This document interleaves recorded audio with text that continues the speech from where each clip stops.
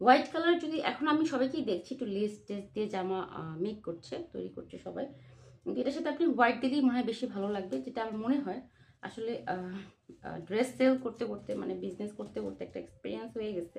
যে কোনো মানুষ চেহারা বয়স সব দেখে বলে দিতে পারি তার গায়ে কোন কালারটা ভালো লাগবে বা কোন ডিজাইনটা ভালো লাগবে।